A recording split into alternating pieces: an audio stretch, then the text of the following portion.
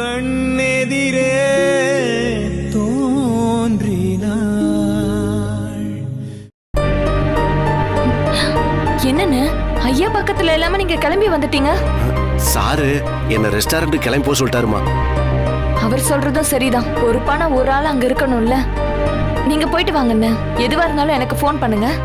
சரிம்மா, நீ போய் சாரை பாத்துக்கோமா.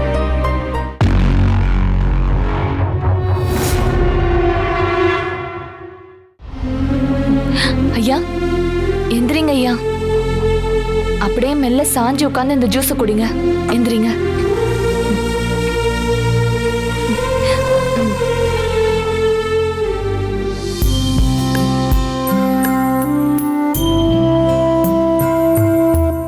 எனக்கு தான் சரியாயிடுச்சு இல்லம்மா. அப்புறம் இன்னும் என் முகத்துல கவலை தெரியுது. சிரிச்சு சந்தோஷமா இருக்க வேணாமா? எப்படிங்க ஐயா என்னால சந்தோஷமா இருக்க முடியும்? என்னால தானே உங்களுக்கு இப்படி ஒரு நிலைமை வந்துச்சு. அந்த குற்ற உணர்ச்சியே என்ன சாகடிக்குதுங்க ஐயா. நீங்க டிஸ்சார்ஜ் ஆகி வீட்டுக்கு போனதும் நான் அங்கிருந்து கிளம்பி போயிடுறேங்க ஐயா. எங்க போற? எங்கேயாவது. என்கிட்ட கொஞ்சம் பணம் இருக்கு, கொஞ்சம் பேர் என்கிட்ட வேலை பார்க்கறாங்க. ஆனாலும் உயிருக்கு ஆபத்தான நிலைமையில ஹாஸ்பிட்டலுக்கு வந்தப்ப ரத்த சொந்தத்துல இருந்து ஒருத்தர் கையெழுத்து போடணும். அந்த நேரத்துல எனக்கு யாரும் இல்லை. அப்ப நான் ஒரு அனாதை.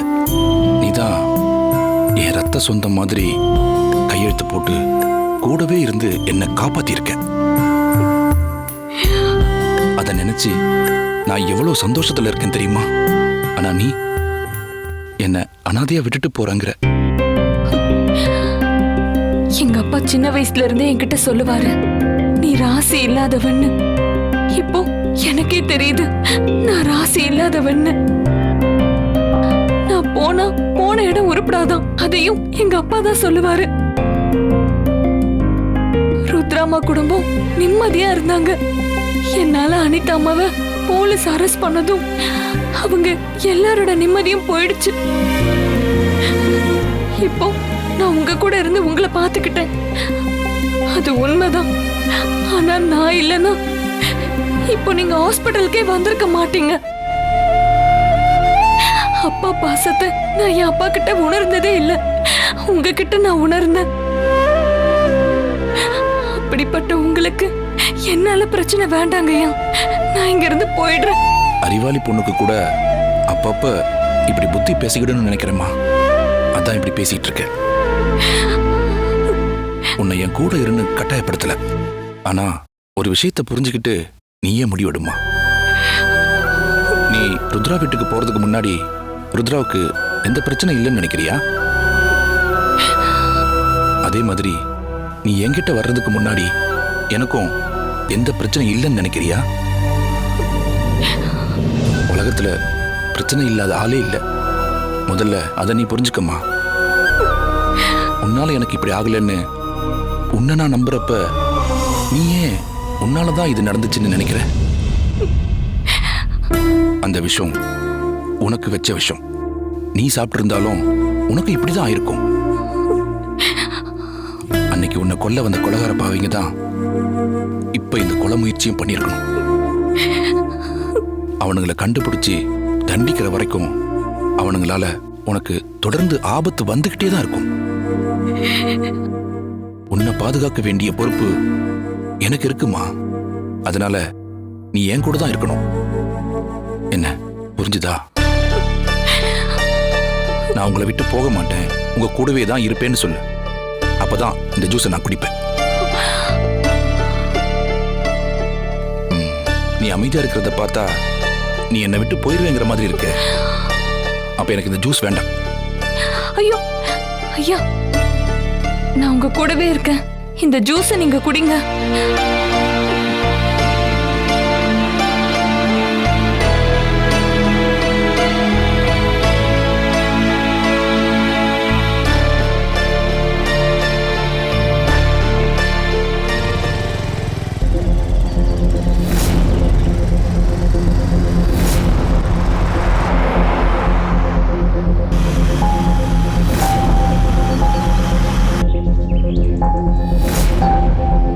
சப்தகிரியோட கார் போகுது.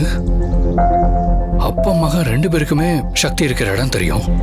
நம்ம இந்த காரை ஃபாலோ பண்ணா சக்தி இருக்கிற இடத்த கண்டுபிடிக்க வாய்ப்பு இருக்கு.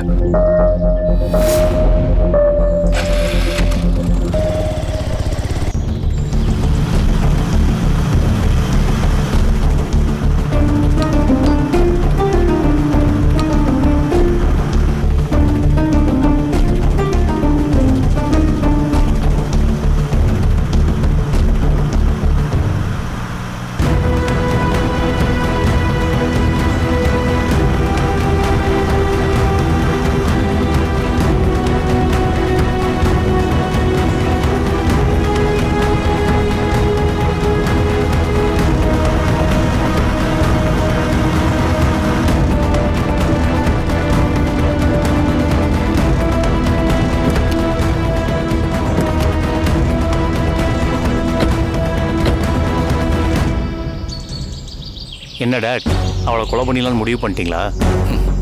அவளை கொலை பண்ணி மாட்டிக்கிறதுக்கு நான் என்ன முட்டாளா? ரெஸ்டாரண்ட்டுக்குள்ள சக்தியோட நடவடிக்கை எப்படி இருக்குன்னு ஷூட் பண்ணி அதை நம்ம அடியாட்களுக்கெல்லாம் அனுப்பி வச்சு அவனுங்களை வச்சு தான் அவ கதையை முடிக்கணும். வா.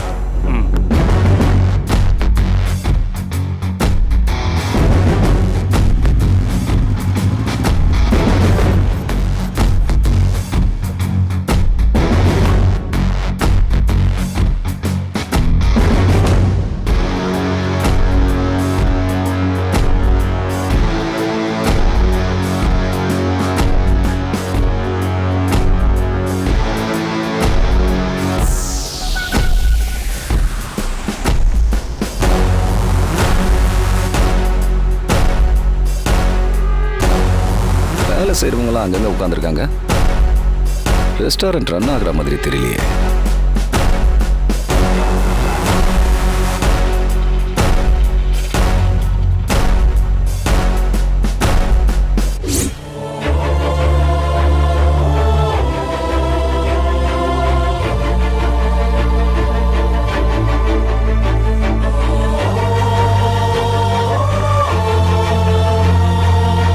சாம்பாரோட டேஸ்ட் சக்தி வைக்கிறது மாதிரியே இருக்கு. அவ சமையலை பத்தி எனக்கு ரொம்ப நல்லா தெரியும். அதே டேஸ்ட் மாதிரியே இந்த ரெஸ்டாரண்ட் சாம்பாரும் இருக்கு. அன்னைக்கு நம்ம இங்க சாப்பிட்றப்போ சக்தி வச்ச சாம்பார் டேஸ்ட் மாதிரியே இருந்துச்சு. சப்தகிரியும் ரகுவும் இதே ரெஸ்டாரண்ட்டுக்கு வந்திருக்காங்க. அப்படின்னா கன்ஃபார்மா சக்தி இங்கே தான் இருக்கா, அதுல சந்தேகமே இல்லை. சரி வா, என்னன்னு விசாரிப்போம். Excuse me. சொல்லுங்க சார், என்ன சார் வேணும்? இல்ல, இங்க சக்தின்னு ஒரு பொண்ணு வேலை பார்க்கறாங்கல்ல, அவங்க எங்க? நீங்க யார் சார்? நாங்க அந்த பொண்ணுக்கு வேண்டப்பட்டவங்க தான். அந்த பொண்ணு இங்க வேலை பார்க்கறதா சொன்னாங்க, அதான் பார்த்துட்டு போலான்னு வந்தோம். அந்த பொண்ணு ஹாஸ்பிட்டல் போயிருக்காங்க சார்.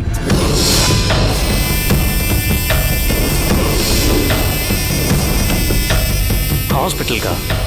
அவங்களுக்கு என்னாச்சு? அந்த பொண்ணுக்கு ஒன்றும் இல்லை சார். எங்கள் முதலாளிக்கு தான் சாப்பாடில் ஃபுட் பாய்சன் ஆனதால் ஹாஸ்பிட்டலில் இருக்காரு. அந்த பொண்ணு தான் பக்கத்தில் இருந்து எல்லாம் பார்த்துக்குது.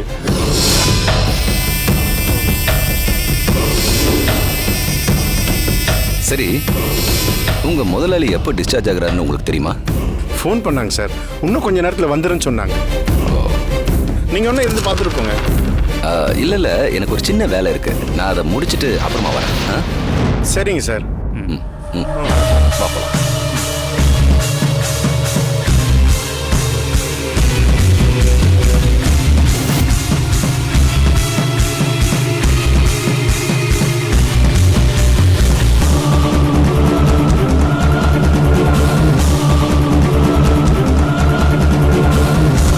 என்னடா நடக்குது?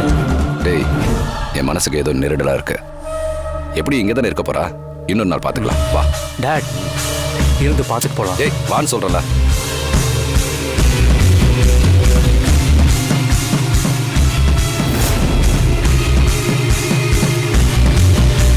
எதுக்கு சக்தியை இவங்க தேடிட்டு இருக்காங்க? இவங்களுக்கு முன்னாடி நம்ம சக்தியை வீடு கூட்டு போயிடணும்.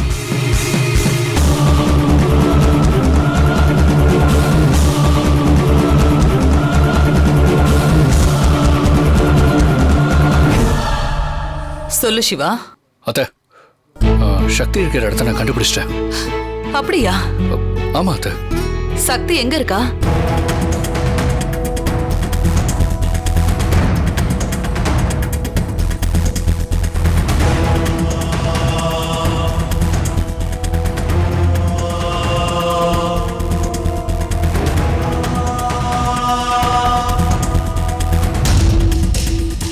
இதான் அந்த விஷயம். சரி சிவா, நீ அங்கே இரு, நான் உடனே கிளம்பி வரேன். அத்த சக்தி எங்கேயோ வெளியே இருக்கா. வந்ததும் நானே உங்களுக்கு ஃபோன் பண்றேன். அதெல்லாம் வேண்டாம்ப்பா, நான் உடனே கிளம்பி வரேன். சரி அத்த.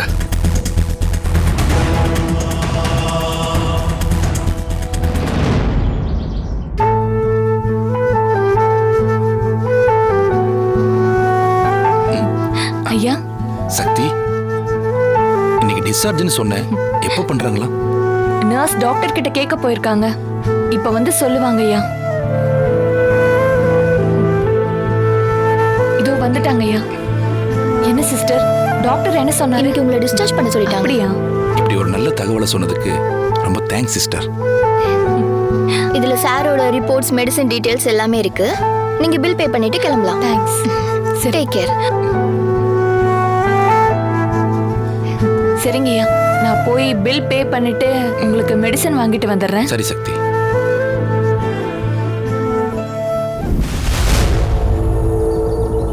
என்ன மாதிரி அந்த சதீஷ் கிட்ட இருந்து எதுவும் தகவல் வந்ததா? இல்லண்ணே, நேத்துல இருந்தே சதீஷ் கிட்ட இருந்து ஒரு போனும் வரல. இன்னைக்கு நான் கூப்பிட்டேன், அவன் எடுக்கல. ஏதாவது பிரச்சனையில மாட்டிருப்பானோ? ஏய், அப்படிலாம் எதுவும் இருக்காது. அதான் பிரச்சனை எல்லாம் முடிஞ்சிருச்சுல. பூமினா தான் பொழைச்சுக்கிட்டாரு, எந்த கம்ப்ளைண்ட்டும் ஆகல. அப்புறம் என்ன? சரி, நானே உன்னை கூப்பிடுறேன்.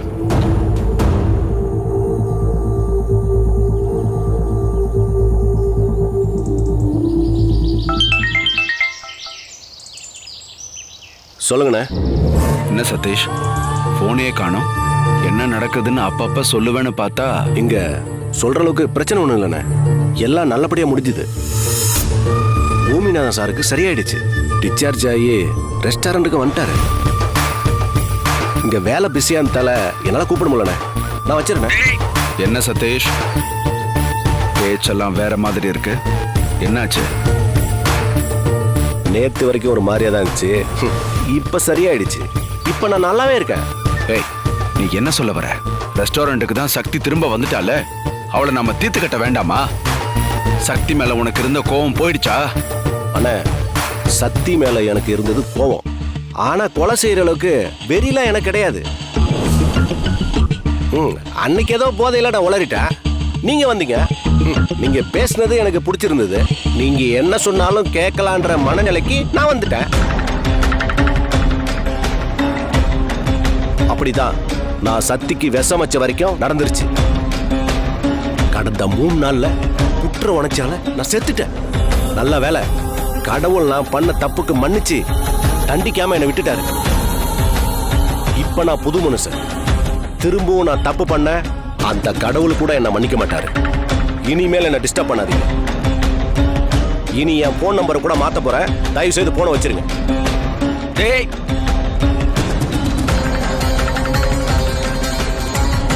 என்னண்ணாச்சு? ஏதாவது தப்பா பேசிட்டானா? அவன் திருந்திட்டானா? ரொம்ப தப்பா பேசியிருக்கானே. இனிமே அவன் சவகாசம் நமக்கு எதுக்கு? அடிக்கடி இப்படி மாத்தி மாத்தி பேசுறோன்னு நம்ப கூடாதுண்ணே, விட்டுருவோம். கரெக்டா சொன்ன மாதிரி இந்த பயலை நம்பியா நம்ம களத்துல இறங்கணும். இவன் இடையில வந்த பயல் இடையிலேயே போயிட்டான். நாம பார்த்துப்போம்.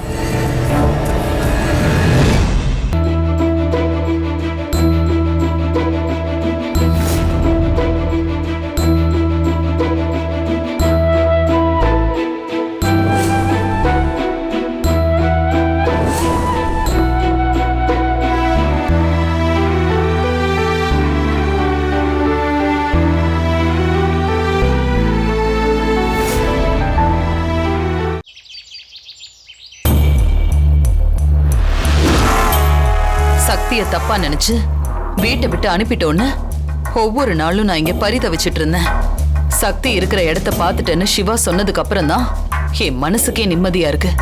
ஆனா இந்த ரத்னம், அவளை பெத்த அப்பன், அவ எங்க இருக்கா, அவளுக்கு என்ன ஆச்சு, இப்படி எந்த கவலையும் இல்லாம எனக்கு என்னன்னு காரை தொடச்சிட்டு இருக்கான்.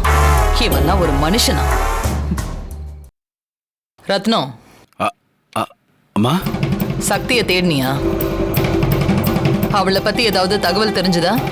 எல்லா இடத்துலயும் தேடிட்டு தாம்மா இருக்கேன். என்னால கண்டுபிடிக்க முடியல. தேடினா தானே அவளை கண்டுபிடிக்க முடியும். இப்ப நான் கேட்டதுக்கு அப்புறம் தான் சக்தியோட நினைப்பே உனக்கு வந்திருக்கும்னு நான் நினைக்கிறேன். வண்டி எடு. சரிங்கம்மா.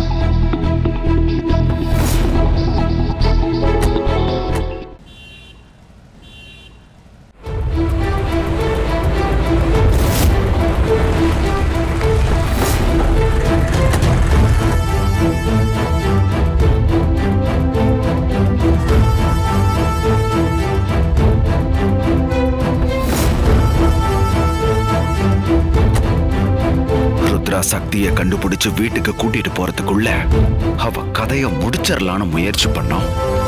ஆனா முடியாம போயிடுச்சு. அடுத்து ஒரு பிளான் பண்றதுக்குள்ள ருத்ரா சக்தி இருக்கிற இடத்த தேடி கண்டுபிடிச்சு வந்துட்டாங்க. இப்ப என்ன பண்றது ஒன்னும் புரிய மாட்டேங்குதே. சரி, உள்ள என்ன நடக்குதுன்னு நாமளும் போய் பார்க்கலாம். அந்த டேபிள் பஸ் சரி பண்ணு சீக்கிரம். இந்த பக்கம் யாரும் இல்லையா? அத அந்த பக்கமா எடுத்து வை. கரெக்டா பண்ணு.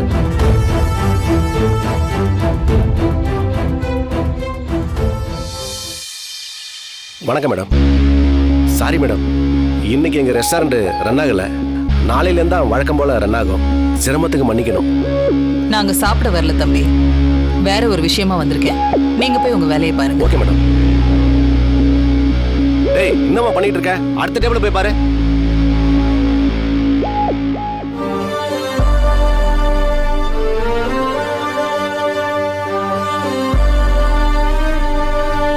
ஐயா, ஹாஸ்பிட்டல்ல இருந்து அப்படியே வீட்டுக்கு போலான்னு சொன்னேன். நீங்க தான் ரெஸ்டாரண்ட்டுக்கு போலான்னு பிடிவாதமா சொல்லிட்டீங்க. டாக்டர் உங்களை நல்லா ரெஸ்ட் எடுக்க சொல்லியிருக்காங்க. இங்கே உங்களுக்கு சௌரியமா இருக்காதுங்க ஐயா. வாங்க வீட்டுக்கு போலாம். வீட்டுக்கு போய் என்னம்மா பண்றது? நான் மட்டும் ஒண்டிக்கட்டையா இருக்கணும். நீயும் என் கூட வீட்டில் வந்து தங்குனா தங்க மாட்டேங்கிற. ஒரு ஹெல்ப் கூட ஆள் இல்லாம நான் மட்டும் தனியா அங்கிருந்து என்ன பண்றது? ஒரு மகஸ்தானத்திலிருந்து என்ன நீ அக்கறையா பாத்துக்கிற. நீ எங்க இருக்கியோ அங்க நான் இருந்தாதாம்மா எனக்கு சௌகரியமா இருக்கும். அதனாலதான் இங்கேயே தங்கிட்டேன். உங்க மனசுல எனக்கு ரொம்ப மதிப்பான இடம் கொடுத்து வச்சிருக்கீங்க. எனக்கு ரொம்ப சந்தோஷமா இருக்குங்க ஐயா. சரிங்க ஐயா, இப்ப நீங்க மாத்திரை போடணும். இருங்க, நான் போய் சுடு தண்ணி எடுத்துட்டு வந்துடுறேன். சரிங்க.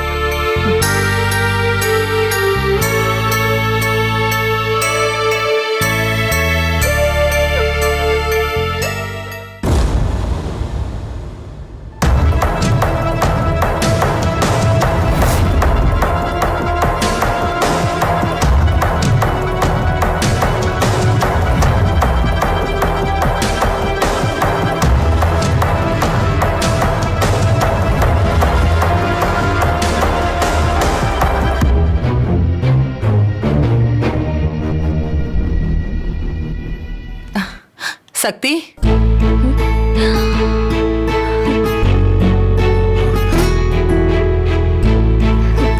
அம்மா,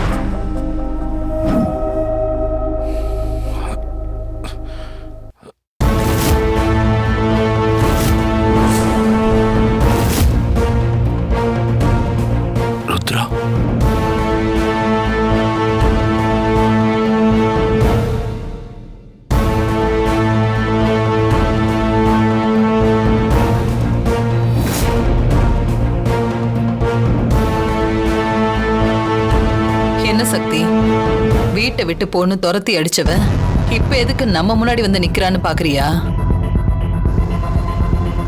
நான் பண்ண தப்புக்கு உங்ககிட்ட மன்னிப்பு கேட்டு உன்னை நம்ம வீட்டுக்கு கூட்டிட்டு போறதுக்காக தான் வந்திருக்கேன். என்னை மன்னிச்சிரு சக்தி. ஐயோ, என்னம்மா நீங்க என்கிட்ட மன்னிப்பு கேட்டு இப்படி கையெடுத்து கும்பிடுறீங்க?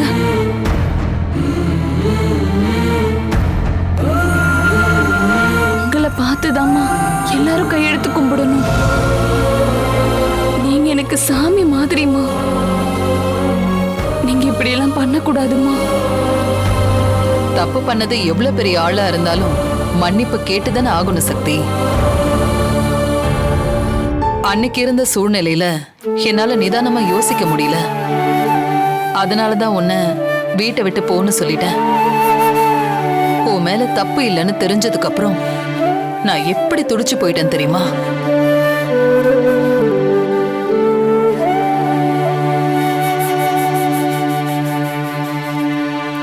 சிவா கிட்ட சொல்லி உன்னை எப்படியாவது தேடி கண்டுபிடிச்சு கூட்டிட்டு வந்துருன்னு சொன்னேன்.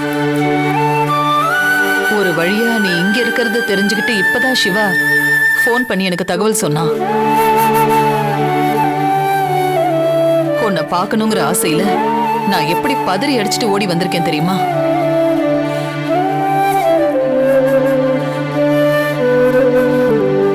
இனிமே எந்த சூழ்நிலையிலையும் உன்னை நான் தப்பா நினைக்க மாட்டேன். இப்ப நடந்த மோசமான சம்பவம் இனி எப்பவும் உனக்கு நடக்காது. அதுக்கு நான் உனக்கு உத்தரவாதம் தரேன். வா சக்தி, வா.